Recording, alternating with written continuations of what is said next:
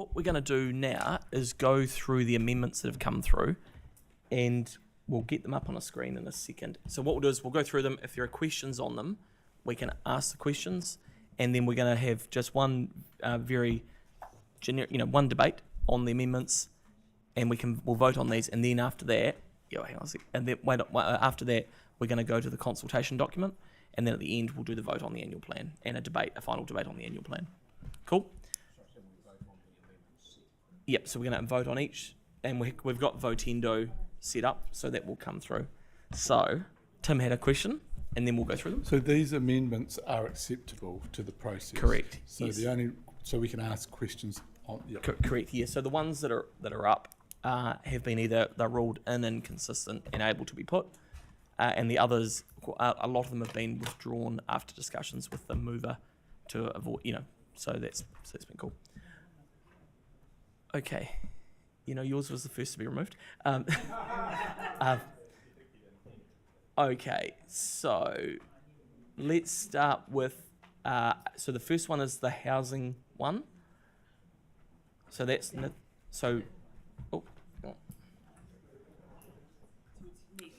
yeah, so that's request, so just so everyone can see it, request staff advice on community views regarding council's future role in community housing and time for consideration of the long-term plan. So that's yours, Nathaniel?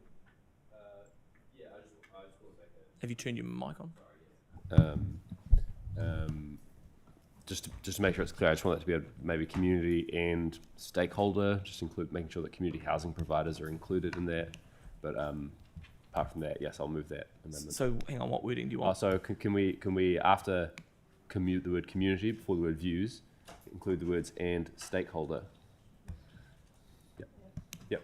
Okay, so that's been moved by you. Yes, I'll move that. And seconded by Yanni. Yep. Yeah, Victoria, yep. So just to clarify, Nathaniel, you're moving away from wanting the questions in the annual plan? Yes.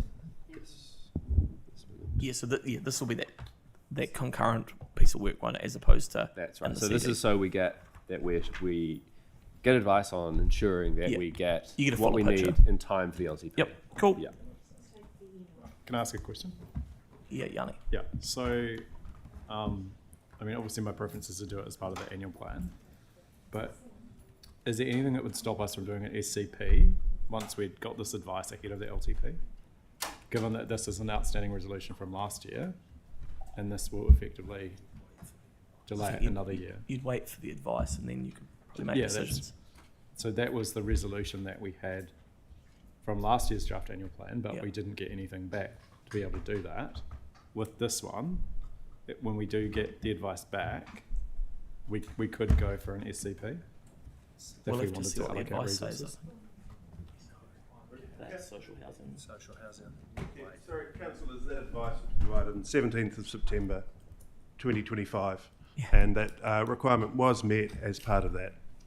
It wasn't a report with options for funding and consultation. Okay, so we'll move on from that. Thank you, Bruce. So we're on to the Improving Bromley's Road project budget is not deferred, and that's moved by Yanni, seconded by the Mayor. Anyone got any questions on that? Yep, so I've got Victoria and then Jake. Just asking confirmation of that rating impact, please. Mitchell's there, he's going to come up.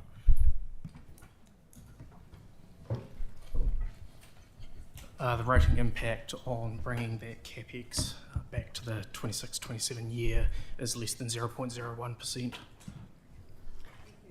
Great, thank you. Jake? Would the project happen any quicker as a result of moving the money around, or would it still happen in the time anyway? That might be a Stephen question. Is Stephen here? Or Lynette? Apologies, Stephen's had to duck out for a personal issue. Just to clarify, the question is what changes for this project if the amendment passes? Well, the amendment was, the change to the budgets was proposed to meet what we expected to be the delivery timelines. We will try, the staff and the team will try and deliver sooner, but it may not change it. So you'll try and deliver sooner. You won't try and deliver sooner? We will try and deliver sooner. If this passes? But there's no... Pass? we will always try and deliver sooner. Can I beg, and just checking with you, Lily, Stephen was quite clear, the rumours, that there's some very quick and easy Yes, he work, was. minor work that could be done Yep. within that year. So does that? Yep.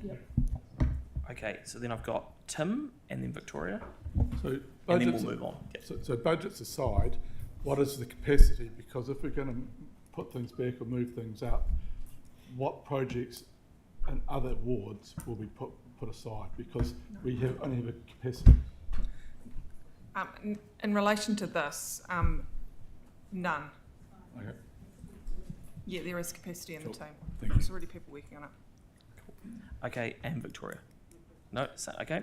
So that's been moved and seconded. Cool. Then we've got 3, which is request staff report back on the community board prior to the option of the annual plan on rapid rollout options.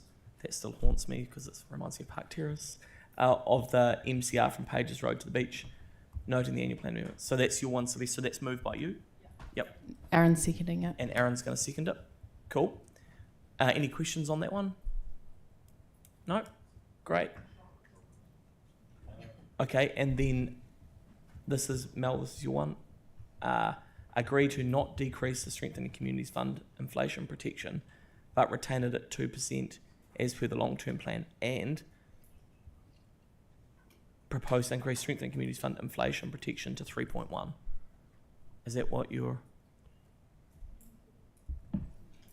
It doesn't happen if either of the two proposals to increase or decrease don't happen. That happens automatically.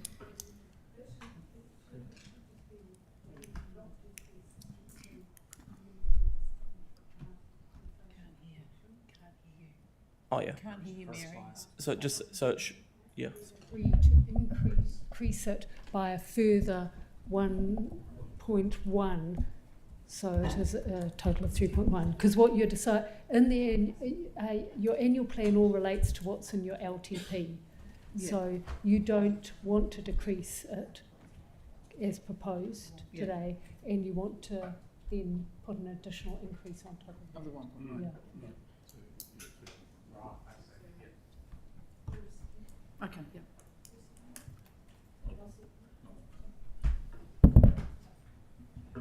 Okay. Tim's going to second that. Yeah, Victoria? So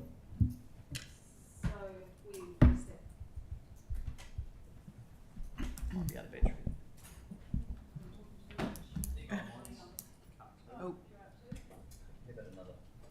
There you go, thank you. So where does the funding come from for that? Is there a rating impact, or if you increase it there, where's it coming from? What's the impact, please? It's about, it's rates, and it's about $80,000. And the rating impact? Oh, less, 0.001%, 0.1%. Yeah, it's very minor. Cool. Any other questions on this? No. Oh, no. Okay, so let's go to the next one. So the draft annual plan consultation includes an option to increase funding for the Canterbury Museum by 980,000 in the annual plan year, and we'll obviously just note the conflicts for David and Mel. Oh, you on the? I thought Tyrone was on board. Are you on the bell? Oh, David. No, it's David and who's seconding this?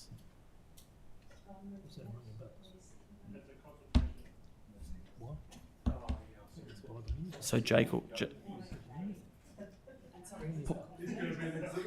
Hang on, guys. Hang on. Can we just, guys? Can we? It's really hard to hear everyone. So I've got Councillor Cotter and Councillor McTurn as the mover and seconder, and Councillor Cartwright and Coker as conflict. Yep. Cool.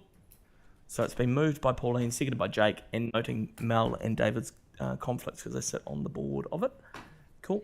Okay, so that's all of them? Okay, so does anyone want to debate these? Okay, so if anyone does, we'll get the timer up and we'll whip round, and then we're going to vote on them individually. You don't have to debate as well. Okay, but on that note, Pauline, you go. Oh, I'm on again. Thank you. I think all of these are worthy amendments to support. particularly the Bromley one. I think we need to do everything we can to offer some signal of that we care about the Bromley people, so fixing the roads out there quicker would be good. Just going to the museum one, the problem is that we've got the iconic funding in the consultation document, which I want to remain there, of course, but that does not give the museum any surety of any funding for this 26-27 financial year. If they don't have that surety and they need 980k from us for that piece of work, that will interrupt their pipeline, and there will be quite a significant cost to that of what I can ascertain around 5 million. So this is about giving them surety for 26-27, and by the time we get to 27 it will be an LTP issue as in the iconic option there in the CD. So I really would urge you to support that 980. It's CapEx and it's a very minimal rate impact. I'd say be 0.000 something, because 1% is 112 million. So there's very small rate impact, and it just gives them the surety for that project that is in train, and it's an incredible project for the city. So, and I think it would also give the Crown a good signal that when we're going for this iconic funding for the whole four together, that we are investing ourselves in this. So for 980k, just under $1 million, I think it would be a really good investment. So I really urge you to consider carefully supporting that. Thank you. Does anyone else want to debate? Nathaniel? Yeah, just on the housing amendment, the reason I'm putting this forward, and I'm accepting this, the staff view that we should do this as a separate process so that it's ready in time for the long-term plan. The reason I think it's really important is what I'm hearing from housing providers, and we sort of hearing this echoed on a national level, is that it's really important to have a really clear long-term plan and infrastructure pipeline for this sort of work. It makes the work a lot cheaper for housing providers if they have a long-term idea of when they're going to be able to get funding, when they're going to be able to get land that we're disposing. That's the direct feedback that I've had, that having a really, really clear idea of what we're going to be doing over the next 5-10 years is actually going to reduce the price a lot, really reduce uncertainty, make it easy for them to engage contractors. So I just think it would be really good if we had that from the stakeholders in time for the long-term plan. So I really hope we can get that passed. Thank you. Anyone else? Yanni, and then Aaron, and then the Mayor. Yeah, and then we might, and then Celeste, and then we'll move on. Thank you. I'm supportive of most of these amendments. I do think, just to go through several, just want to talk about the Bromley roads. This is a project that has repeatedly been delayed. This is not doing anything other than what the current time frame is. The proposed draft plan was to push some of the money out, but it's really important, I think, especially at a time when this community is suffering, that we actually don't defer funding, but we actually keep the funding that's already agreed to on budget to signal that we are going to invest in some of the things that can make a small difference to people's quality of life. So yeah, I hope that you'll support that. It's a very tiny, minuscule rates impact, and it enables, I think, us to do more in this community sooner, rather than have the risk of it being done later because we don't have the budget. I also want to talk about the MCR.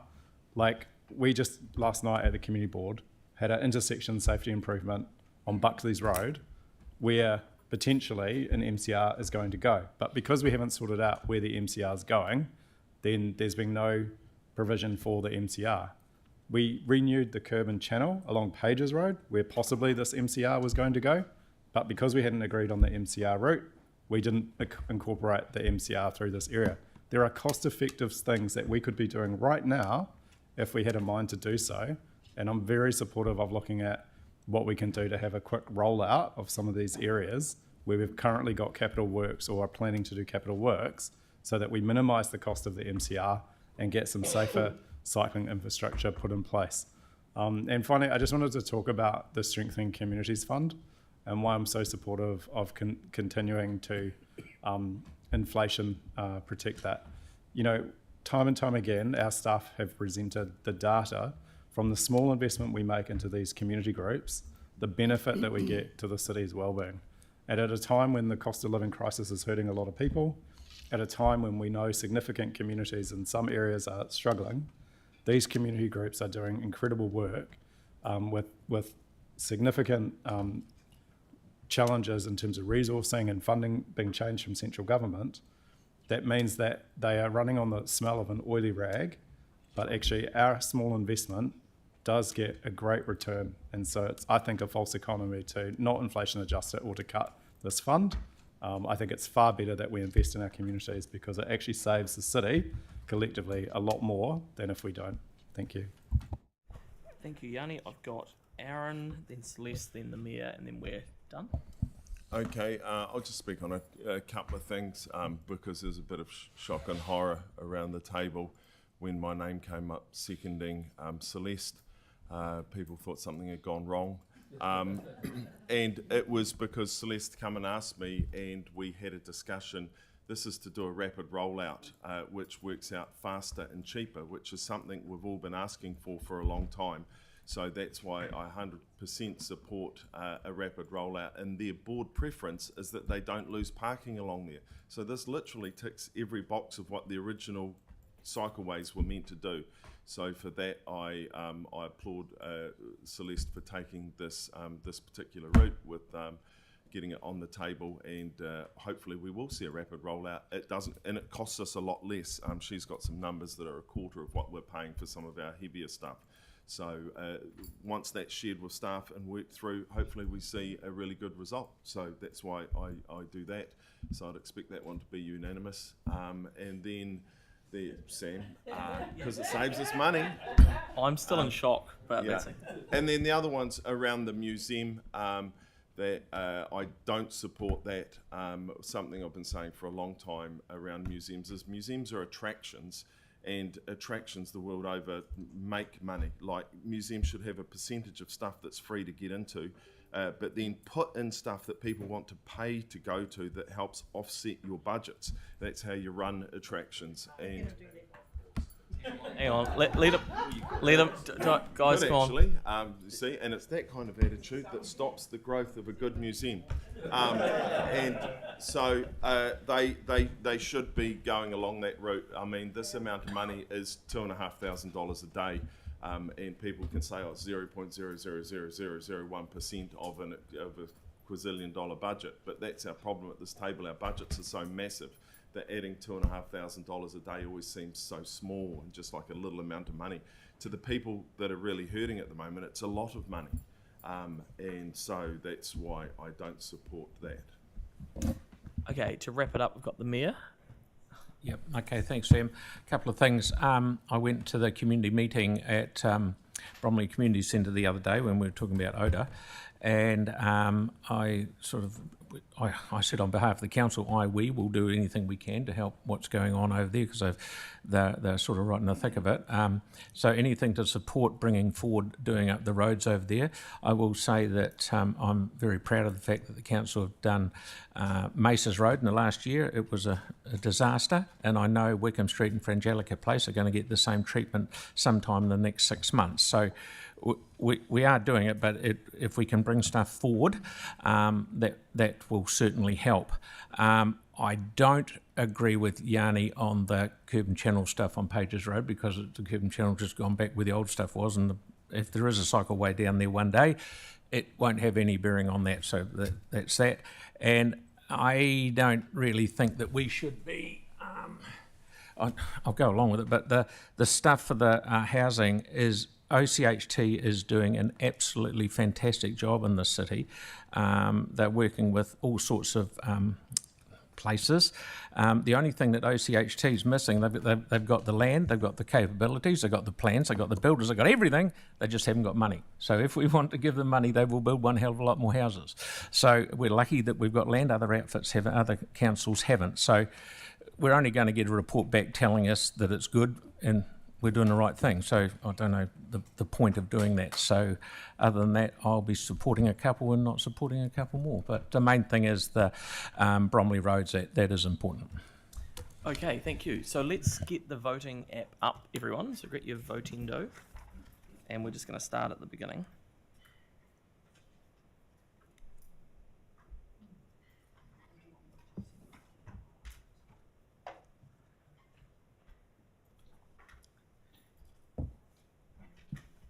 Okay, so the voting's open on the advice on the community housing.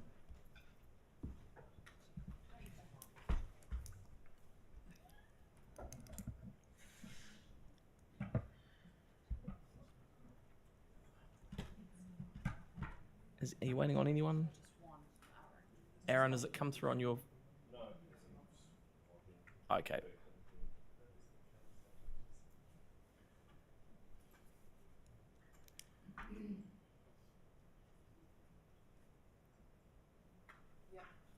Okay, so voting's closed on that. We'll bring that up on the screen. That's approved. Cool. So the next one is the Bromley, improving the Bromley Roads project budget. So voting's open on that.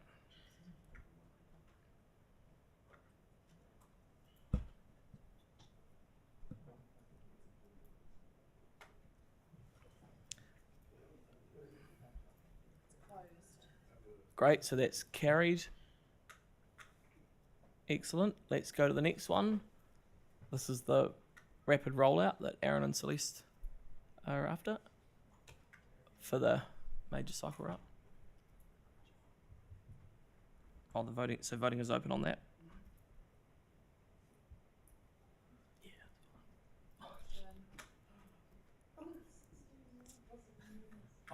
Yeah. Yeah. Yeah. Keeping the faith. That's good. Okay.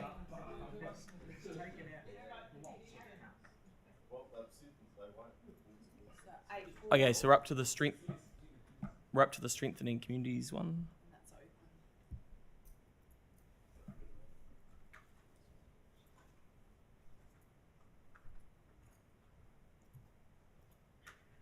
That's closed, and that's approved. Cool, and then the last one is the consultation on the museum, 980,000 capex. Yeah. So voting's open on that, and noting the that's been closed, and that's lost.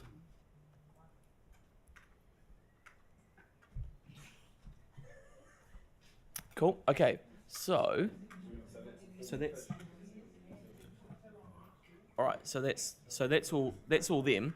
What we might do is move to the consultation document, and then we'll go through that. We'll take some feedback, and then I just want to talk through, Peter. You'll need to explain to us the timings of all that and how that will work, and then and then after that we'll do the debate on the annual plan, and then vote on the annual plan, and then we're done.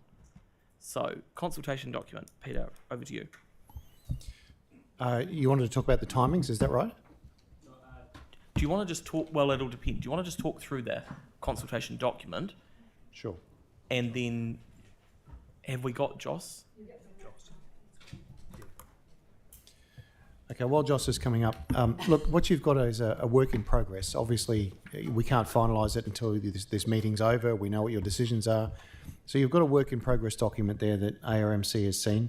There are obviously going to be changes coming through from today's votes. And there's been a decision about how we'll deal with the housing research as well. So look, there's a bit of work to go on that. And I take it you want to work through the major items as well? Well, I think what's probably better is I'd quite like to just go around if it's okay, go around the table. I'll start at Victoria. Actually, I started there last time. Oh, you're okay to start? Yeah.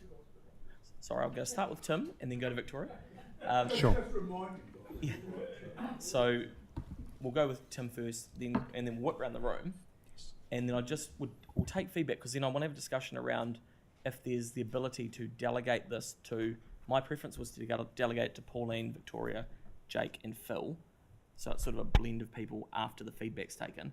But then if that isn't the case, I need someone to tell me what happens, and the timings of Can this. do. So I'll put it to a vote. Yeah.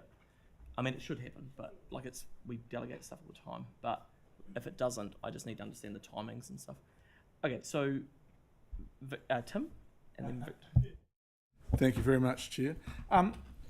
Just on page 4, the Climate Resilient Fund, I really like the last paragraph, which really explains what we're looking at. But the first paragraph, the first line, climate change impacts, including higher temperatures, changing rainfall patterns and intensity, and sea level rise. We've done a lot of work on sea level rise, which is absolutely fantastic. Involves all of our area, which is really good, the work they've done. The rainfall patterns, we've worked a lot with retention basins, etc., buying out properties, and it is very prevalent with the news, etc., with the Northland. But what I'm really concerned about is the one that kicks us in the teeth and is our biggest risk is fire risk on the Port Hills. And where it says including higher temperatures, I just think is a wee bit, I would like the wording increased fire risk, if that would be, because this is the one, it's life-threatening. We have lost a life without, this is a big deal. So, Tim, do you mean instead of higher? So, yeah, well, okay, just ask, but was there a reason for the wording? It's just, but if not. Generally, everyone's comfortable with that?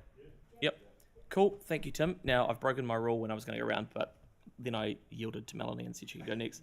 The reason I was waving is because I had some changes to that wording. I can't find the original. My new wording? No, not yours. I wanted to include Tim's, but I wanted to just say, sort of rephrase it to saying, rising global temperatures and sea levels, changing rainfall patterns and extreme weather events and increased fire risk, or something like that. Because we've got increasing temperatures worldwide, but locally it doesn't feel like that, right? But it is happening in a global area. I think keeping it simple and straightforward is best, but you know. Key theme in it is making sure fire risk is included in the Well, contract. I'd like extreme weather events included. Okay, yeah. Because that's more important than changing rainfall patterns. Is everyone generally comfortable with that? Yeah. Cool. No, and as well as. Yes, so I think, is everyone generally comfortable with that sentiment from both Tim and Melanie? Yep. Cool. Okay, great. Mark. And then you, Victoria, sorry. Quite happy with the document, I think, but the one thing I wanted to sort of tease out was trying to make it as easy as possible for our more vulnerable communities that aren't digitally enabled to submit. And is there the possibility of having the a response form included in the back of the document? Yes, staff are discussing that now and coming up with something that's after Councillor Johansson came through with a simplified form. Cool, thank you. Excellent, thank you. And I've got Yanni. I mean, it's just on that issue, like just yeah, I think there's two issues which it sounds like you're addressing. So one is on the consultation document itself, you're going to have a submission form attached to it, but we didn't have that last year, I don't think. And then we did. Okay. And then the other thing is just like a one-page or double-sided form that people can just do what you're working on, which is great. The one question I had was around different languages. I know when Di Keenan was here, she did show us an ability to have things translated, but I don't know where that's got to in terms of our website. But is there any ability to have these in different languages, or have on the council website the translation service that we used to have? I think we would have to look at that, and just with time frames, it's whether we would be able to do that. So I think it's something we need to discuss with staff. Why don't we just circle back on that? Yeah. Yep. Cool. Okay, great. I've got Pauline and then Tyrone. Thank you. Environmental Partnerships Fund. I was just thinking that it would be really nice to explain to people what the cost-benefit ratio is for that. I think someone already mentioned that. And when we get to that last paragraph, we recognise that pausing the increased contributions could have longer-term implications. I think we should say it will have longer-term implications, definitely. So I don't know if everyone supports changing that word "could" for "will", because it will have implications if we pause that increase. But this is the pausing of the increase. Yeah, but it will have implications. Sorry, Mary's got something. Environmental partnerships. Yeah. And then I just think it'd be quite good if we could somehow explain better what moving out means, because that was some of the questions that I asked. So it means to explain it's not actually deferring or halting a project, it's... Is it? So it's 200 altogether. Okay. I know. Hang on, and one more is the MCRs as well. That what I brought up with the deferring of those MCRs and like the Northern Line, Norwest Arc, and all that on page 11. If this is just a noting why that is, it's actually not deferring the projects. There's a reason for it. I just think it Just can the calm timing down of it. some of the submissions on that if people think we're, you know, canning them. It's just, yeah, like you say, the timing of the capital program. Yeah, and so just coming back to that, when we, and community grants as well could have a cost benefit noting in there that for every dollar the council invests, we get X back in some of these. So just noting that somewhere would be helpful. Cool. Everyone generally comfortable with that? Yep, great. Tyrone, and then David, and then Celeste. All I really want to say is that if we really want to convey information to the public as easily and clearly and transparently as we possibly could, can we please not use donut or pie charts in our consultation document, because they are just the worst thing ever for conveying information. Thank you. Yeah, so that's some the feedback the team will be able to take on board or not take on board. Okay, David? Just regarding the iconic buildings part, so it talks about the $86.9 million. What's the opportunity of maybe breaking that down? I mean, there might be some people that are keen to support maybe the museum or the cathedral, but don't really care about the provincial chambers or some of those other things, or the arts centre.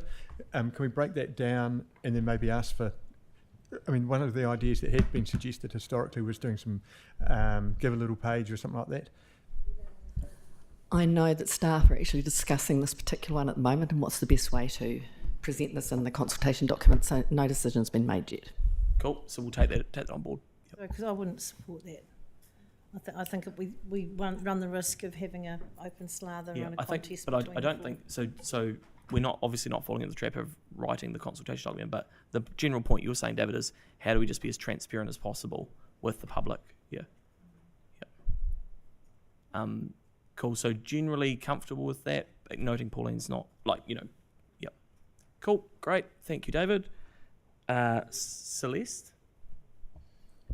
This is on the Climate Resilience Fund. I agree with the suggested changes. I just want a little bit more information there about what the purpose of that is.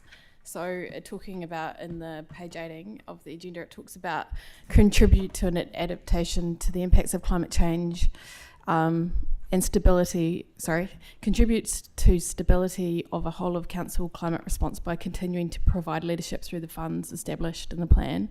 But the purpose of that is actually to save us money in the long term, because any ongoing mitigation investment into our assets will save us money long term. So I just want that to be clear. There is a purpose to it, and it's about preparing our communities now, but also it will save us money in terms of preparing our assets for that impact of climate change. Okay, so we're clear in terms of just a bit more around that fund. That's good. Yanni. Oh, actually, Yanni, I'll come back to you because you've already been. I've got Jake and then Tyler. I just thought on page 5, contestable grants, it would be better if it read contestable community grants, just to better explain what they are and where they go.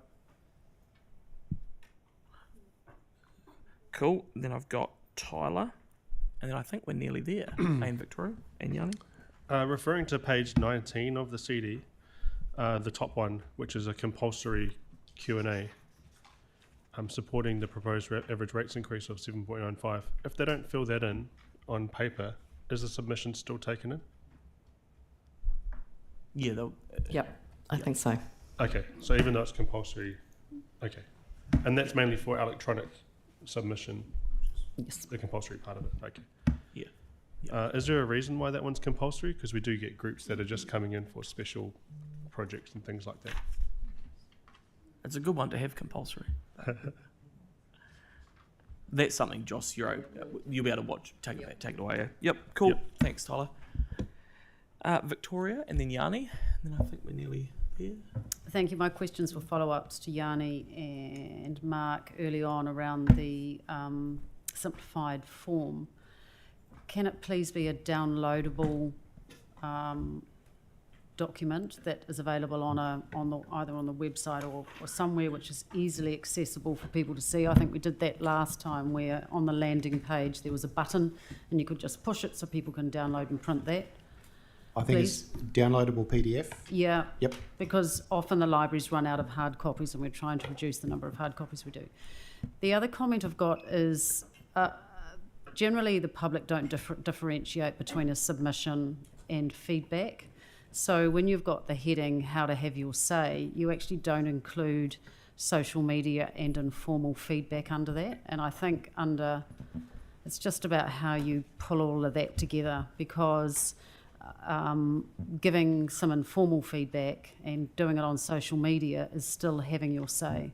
And I just wonder whether some further thought can go into that for people, because it's clearly an option that a lot of people are using on how they want to have their say. And at the moment, the way it's written is it just sort of shows like it's a separate form after how to have your say. That's my point. Okay, got you. Got me? Yep. Thanks, Jossie. That's Great. all, thanks. I've got Aaron and then Yanni. Yeah, where we doing the Have Your Says this year, and how do we promote it? Say again, Aaron. Like how are we getting people engaged this year? Like, yeah, that kind of thing versus. So maybe what There's still we're still sort of working through the engagement side of things and the marketing side of things. So, for example, we are working with our library staff to make sure that they know how to use the bubble tool, so that they can help people when they come in. That our engagement staff will be down there for sessions, which you'll be told about should you want to join. They could have sessions through the community board. The marketing, the engagement team would be there to assist.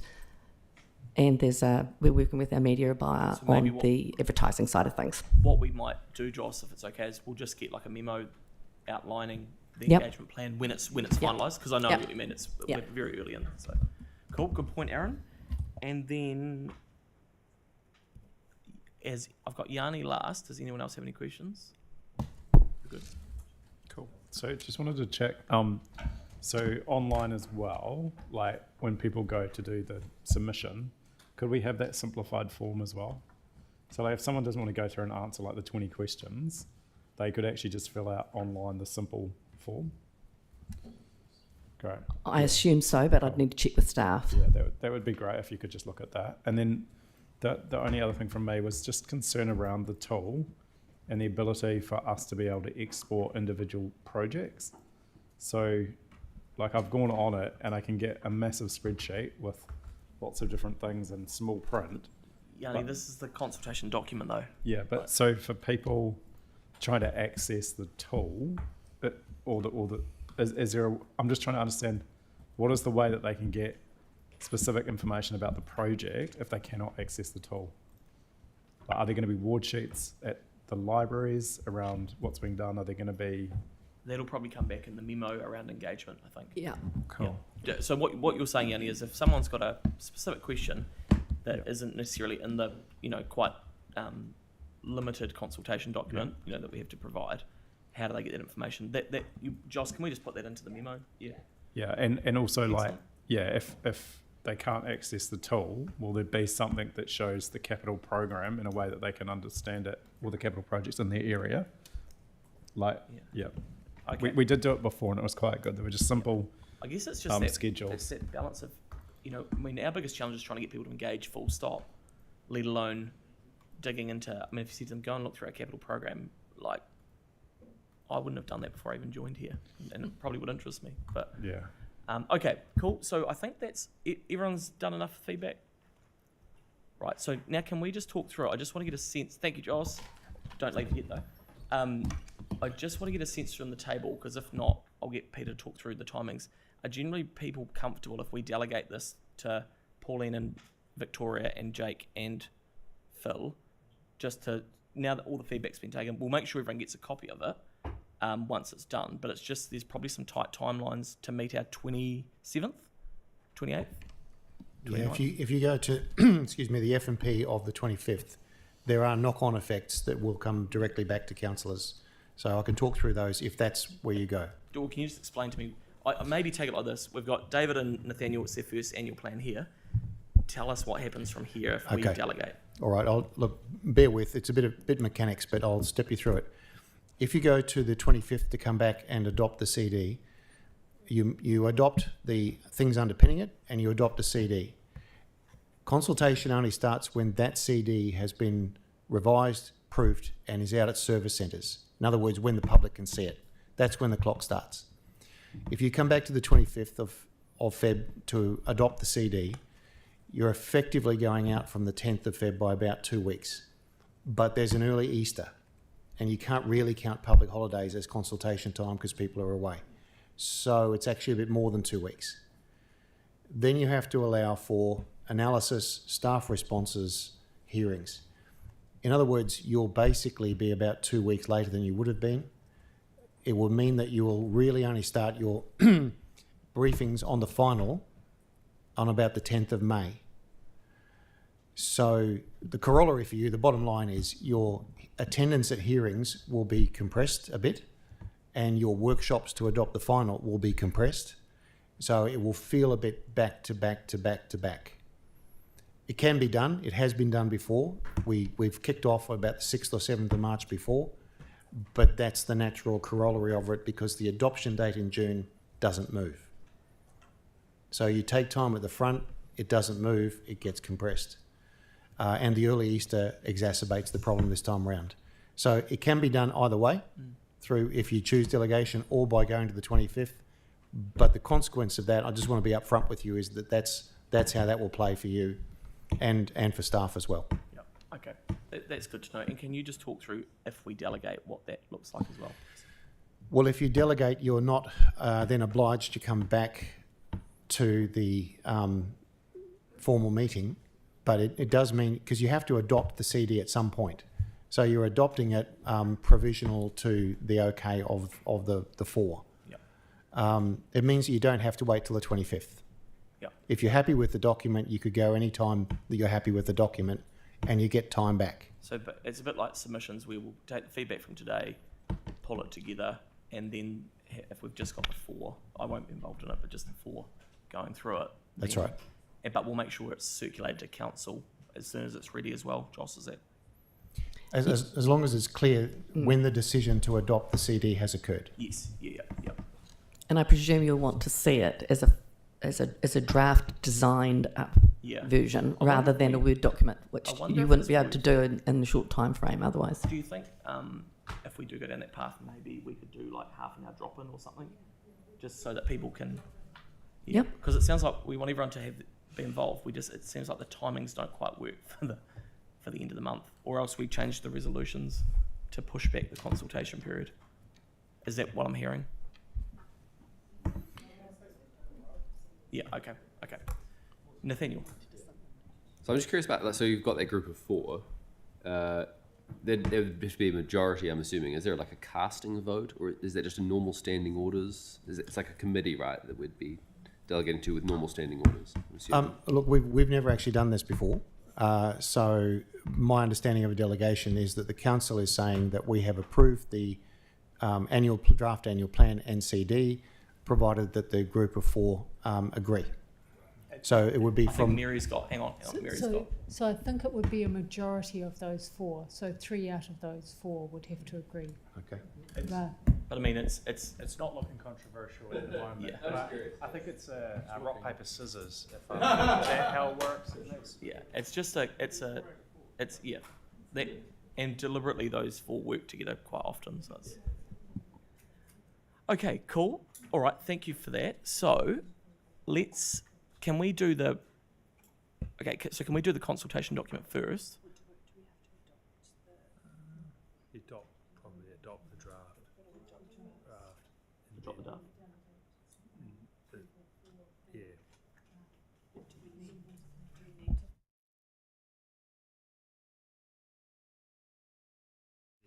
Excellent. So let's go now to we're going to come back to 7 at the.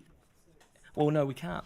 We can't because we need to change the submission dates if we don't approve the consultation document.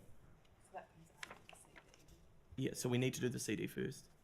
Oh, this is just adopting the actual draft annual plan. If you scroll back down though. But see how you've got the submission period running from 27th of Feb to the 27th of March. If the council are reminded to not delegate it.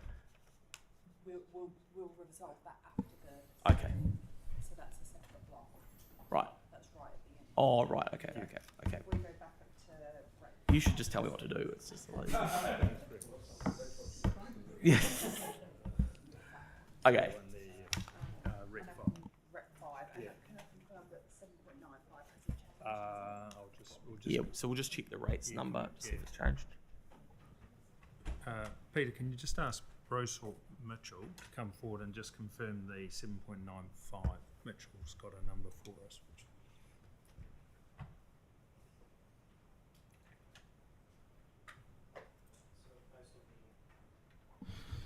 Based on the amendments that have gone up and passed, the rates number will increase to 7.96%. Cool. Okay. Well, not cool. Certainly not cool. But 7.96. Okay. So let's debate this. Who wants to debate it? Or does anyone want to debate? Oh yeah, Melanie. Look, I just want to encourage the public to make submissions. This annual plan is an amendment to the long-term plan, but it's also a lead into next year's long-term plan and the potential of rates capping. So the decisions that we make for this will influence the decisions we make for the following year and could change, make or break decisions that we can or cannot make.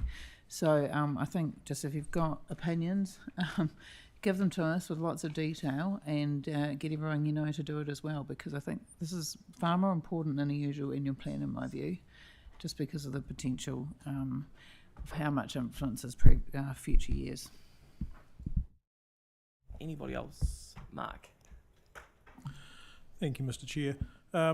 Hey, we at the council here have worked hard to get this number as low as we can. I'm not entirely happy with 7.96 where it sits.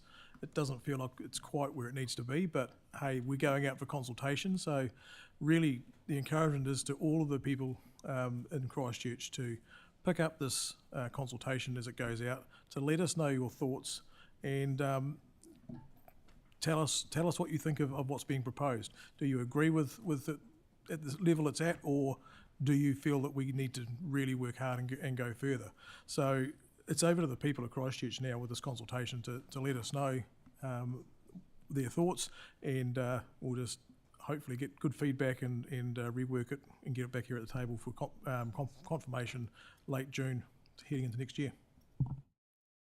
Great, thank you, Mark. So, and that's awesome. I've just had Victoria ask me, and I think the Mayor did as well. So this is debate on the annual plan, the consultation document we'll deal with next as well, just so if anyone's aware.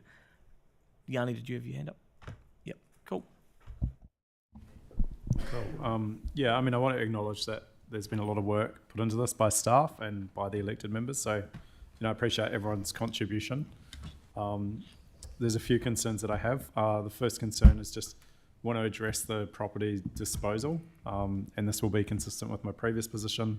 I'm uncomfortable disposing of red zone properties in the Port Hills without talking to the people that used to live in those communities. I was the local councillor at the time, and I will never forget the hardship that those people were put in around the issue of red zoning and the way in which they had those decisions made. So for me, just as a matter of principle, I've always felt that if we are going to allow people to come back to those red zone areas in the Port Hills where people used to live, that the people that used to live there should be involved in that conversation. The other thing that I'm really disappointed in and have strong concerns about is the 1% rates increase attributed to the One New Zealand Stadium at Te Kaha. I just cannot believe, despite years and years of asking for a ticket levy, that we don't have a ticket levy in place. One of the reasons we were given was concern that that for the cheaper price tickets, this would somehow be a barrier. But actually, the suggestion that I put forward was a percentage on each ticket sold. So if you had a lower cost ticket, a lower price ticket, the percentage, the cost that people would be paying would be relative to how much the ticket cost. I cannot understand why only international events should be having a ticket levy.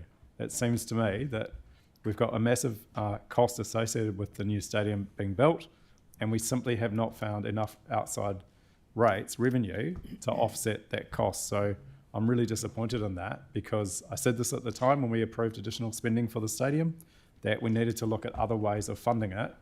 And when the most obvious thing, like a ticket levy and a ticket levy percentage is dismissed, I find it really unfathomable that effectively many ratepayers in the city who will be struggling to pay their rates will have to be contributing and subsidising for people to go to events at the stadium, some of who will be paying thousands of dollars or hundreds of dollars for premium seats and premium experiences. So yeah, I'm really concerned about the impact of the cost. I do acknowledge, thank you for supporting the Bromley roads. I do think it is important that we continue a focus on investing in the east. There's not just the stench issues, there is the long-standing earthquake legacy issues with the munted infrastructure and the roads and the footpaths that still need a long way to go in terms of being fixed. And so, you know, we need to, I think, continue to keep a focus on those. But that was my contribution to the debate. Thanks. Does anyone else want to speak? We're pretty much there. I'm happy. Oh, Aaron, yep. I'll throw in my 2 cents worth. Hopefully it'll inspire some people to come and submit. Probably doesn't matter if they do, because we won't change the number much anyway, if we're lucky. It's just what happens. It's only speaking from experience.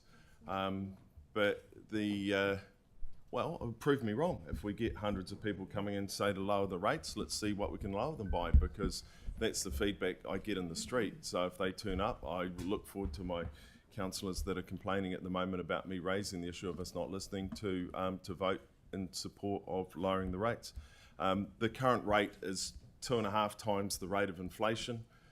So if I don't feel that's acceptable. If anyone here does, you're probably representing a ward that's paying a lot less rates than my ward is. My ward does a lot of heavy lifting on the rates. I think down when you look at the amount they pay, and feel free to jump online, you can punch in any address across the city and look at the variation in the rates. It is astronomical and quite unfair.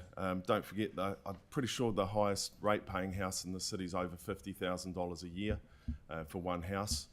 So there is a massive variation, and I have looked it up compared to where I grew up as a kid, and that's a couple of $1,000s a year. So there is a big variation across the city.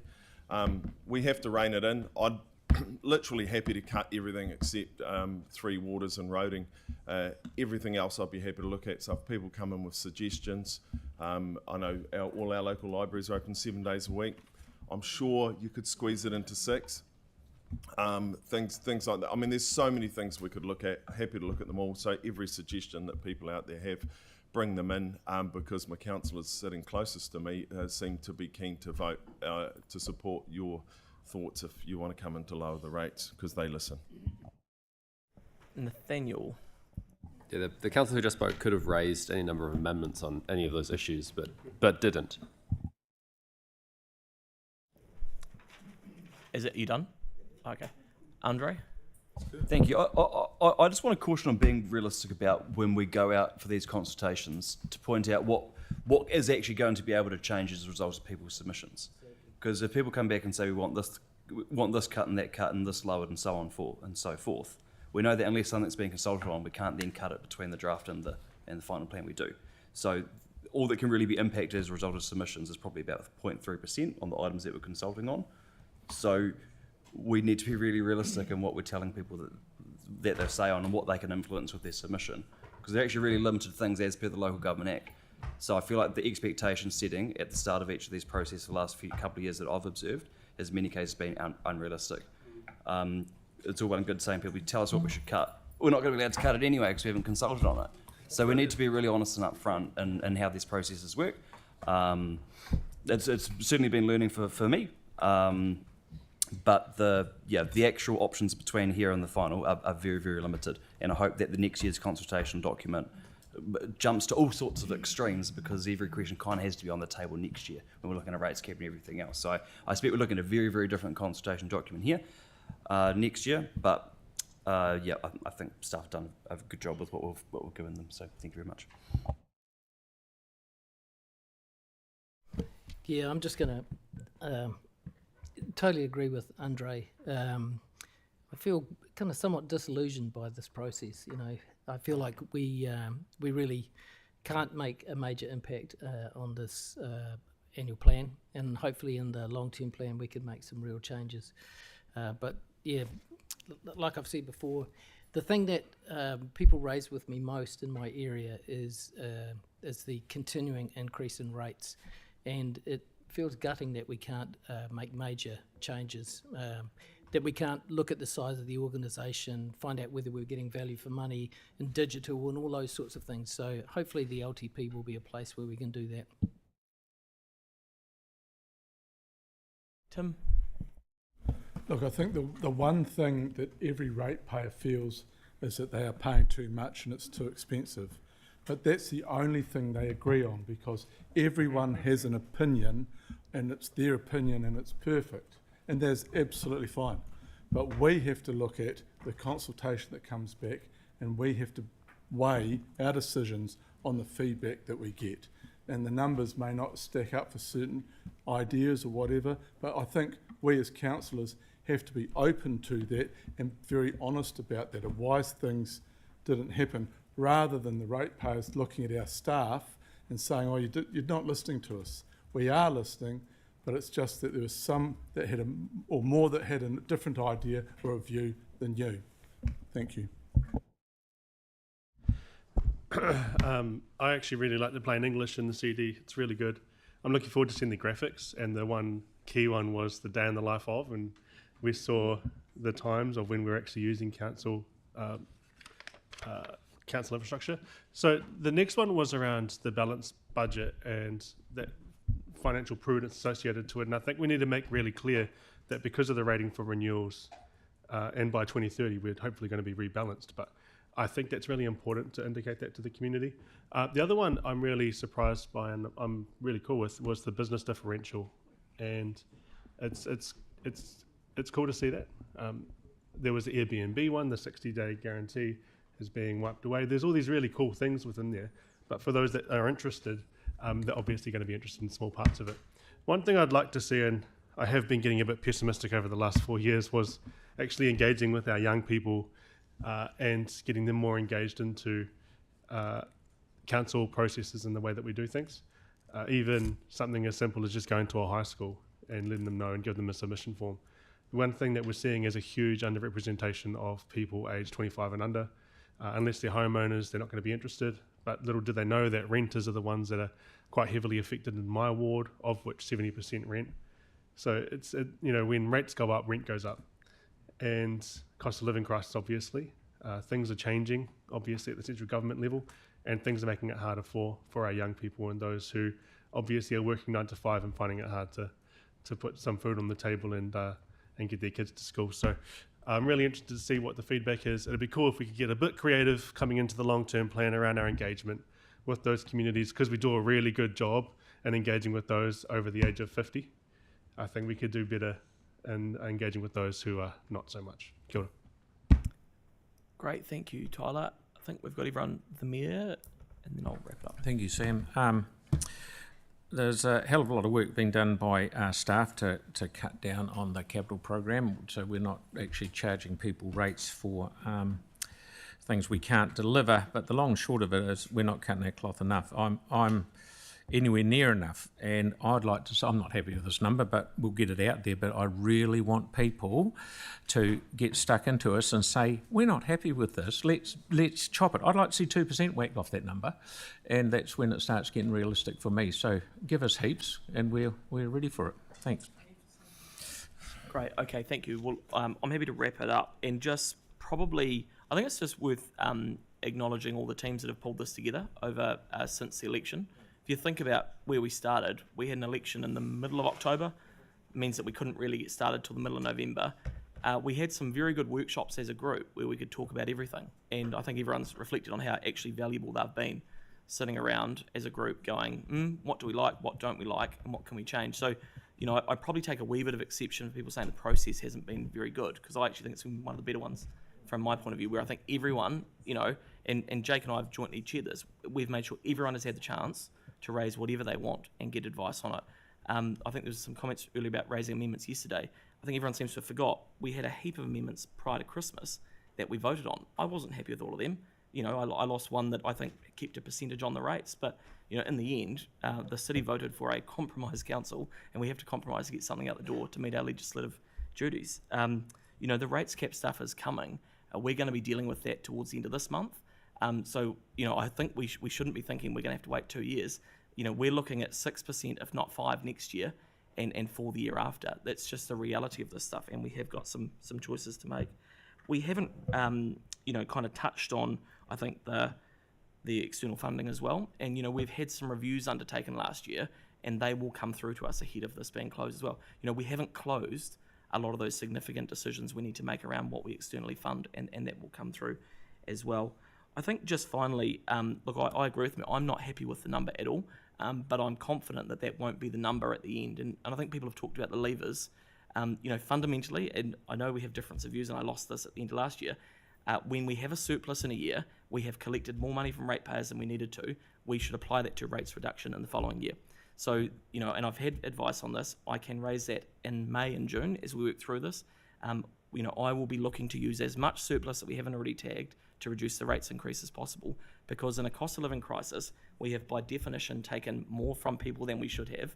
It is only right to use it to that extent. We have other mechanisms that will pay down debt, some significant subventions that will come through from some of our new assets that are coming on board. So look, I will support it today, but only in the knowledge that we have a lot of work to do to bring this number down, but we can do it, particularly with using our surplus, because we have overrated people and we should apply it. So look, on that note, let's put this to a vote, and then we'll come back to the CD. Can I ask We'll a do it question, on Sam? voting day. Can you vote against one of the, say I want to vote against number B? Can that be separated out? Oh, yeah, sure. Yep, the in-housing one, yep. So to clarify, if we're doing individual votes like that, can we just note down those against, because otherwise it will get quite complicated for the Great. Votendo. So is Votendo going to just work? Are you going to do, is it 5 as a whole? At the moment. Yeah, that's fine. And then we'll just note those against particular ones. Okay, so we'll do 5 as a whole, but any individual against, if you just raise your hand, and we'll get those recorded after So is the vote. everyone clear on that? Cool. So the Votendo should come up. So this is just for 5. Yep, which includes 5, obviously A to F. Yep. How do we?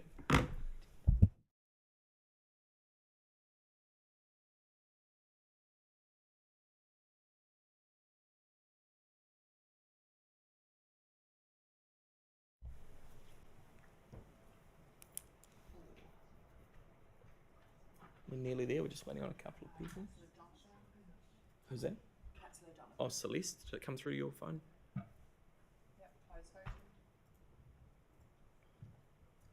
Right, so voting is up. So you got... So hang on. Yanni, you got your 1.5 million for Bromley Roads, but you won't support the rest of this. Wasn't that bloody great? Okay, so that's carried.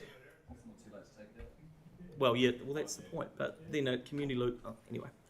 Okay, and Councillor Isn't that Jonathan, just- did you have an individual B? B? It's 5B. Okay, so that's carried. I can't believe that. That is just hypocrisy at its finest. That is actually appalling. I find that disgusting. Okay, let's go to the consultation. Oh, let's put 6, please. Well, it's just ridiculous. You know, we all make a compromise. No, we make a bloody compromise. We back the local councillor and he won't support the plan to go out and talk to the public. I just think it's appalling. Anyway, let's put 6. 6 is open on voting. Yep. So voting's open.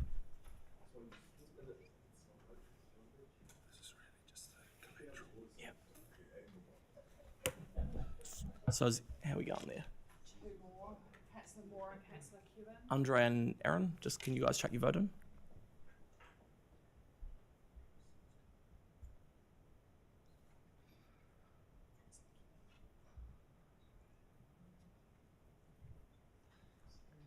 Okay, how are we going? Councillor Kewen. Aaron, has yours come through?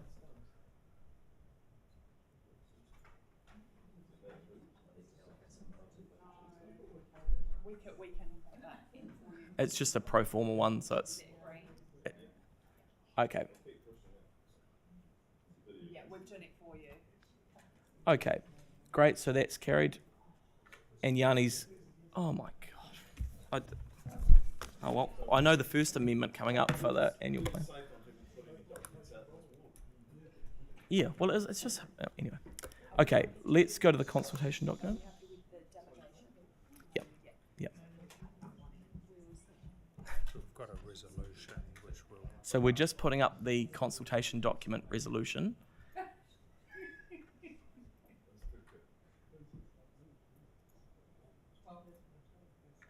Okay, so is everyone clear on that there? So that, yeah, I'm happy to move it. Jake, you happy to second it? Jake's happy to second it. Yeah, sure. Do we need to put a time frame into that particular motion? No, because it'll come back in the next one around the 27th of Feb. Yep. So, yep, so we're all good. Yep. And we'll votendo that, I guess. So Yanni can vote against that as well.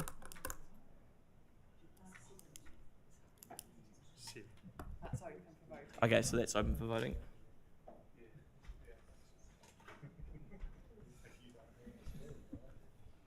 Councillor Kewen. Aaron, does it come through to your phone? Yeah.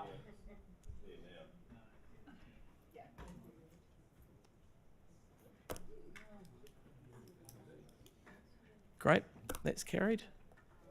And then the last one is...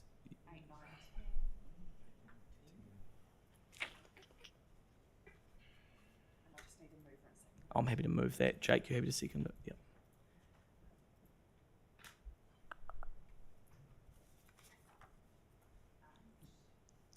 Start voting.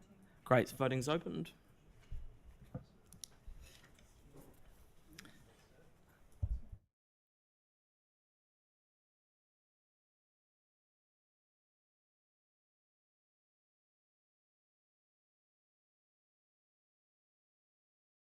Oh, it must be the Wi-Fi in Banks Peninsula. It's taking us like. Okay. All right. So that's carried. Excellent. Rightio, Sam. What do you need now? So I'll move. We reinstate standing orders. Jake will second them. All in favour? Against? That's carried. And then let's stand for the closing karakia. And thank you, team. Yeah, that's great.